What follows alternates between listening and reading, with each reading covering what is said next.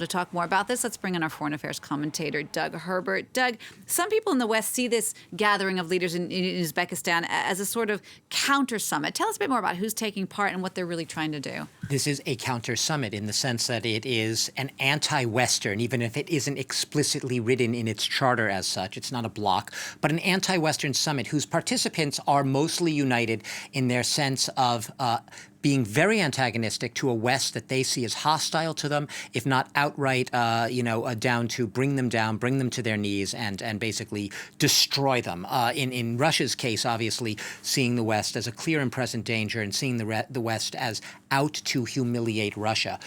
So what Russia and China obviously are united in is they share that common sense and perception of the West as a hostile bloc. Europe, the U.S. especially, really out to do everything to undermine their agenda. In that sense, this is a bloc of, look, let's say it by their names, of authoritarian, largely undemocratic states who do not espouse the values of free expression and free vote, free values, if you will, espoused in Europe and the U.S. We have Russia and China, obviously, as the big marquee participants in this summit. But along that, we have 4 Central Asian states, none of them of which are known for their democratic bona fides, far from it. We had recently India and Pakistan join. Obviously, there are varying shades of democracy in both of them. India has been up against it also with a lot of rising nationalism there. Iran joining in 2021. And then we have a lot of countries sort of waiting in the sidelines, hoping to perhaps get on board with this, including Egypt, including perhaps Saudi Arabia, including perhaps Qatar. You're getting a sense of what this is about, but it's very much an economic, security, and political gathering trying to forge common interests, but common interests that, yes, do set them up very much chock-a-block against the West. Another thing that's really taking the spotlight at this meeting are these talks between Putin and Xi that are taking place today. What about this much vaunted limitless friendship between Russia and China? Yeah, the much vaunted by Russia and China.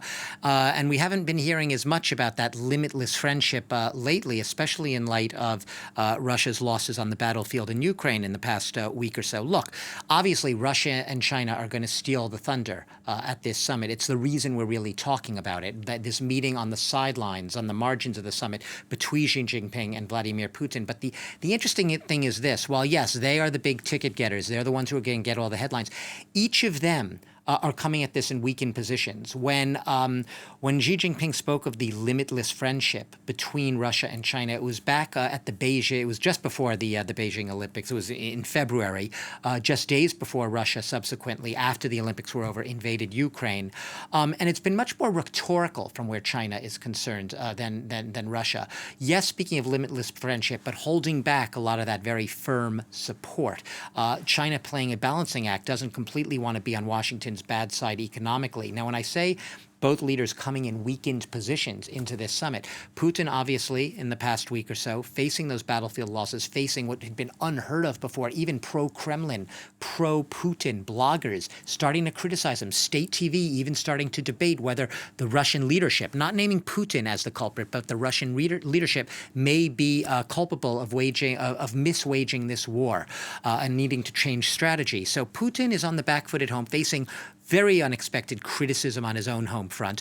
Also, his own Central Asian allies are now looking and weighing and balancing where he might stand because they see him on the back foot at home. And meanwhile, China as well. Its zero COVID policy is leading to a big backlash on the economic front. And Xi, let's not forget, faces a big Communist Party leadership gathering in a few weeks. He wants to come in a position of strength. He's going to be very careful on how far he goes in sort of reaching out and making concessions to Russia. More rhetorical in the support right now than concrete, giving him no weapons given by China to Russia, no other logistical backup so far.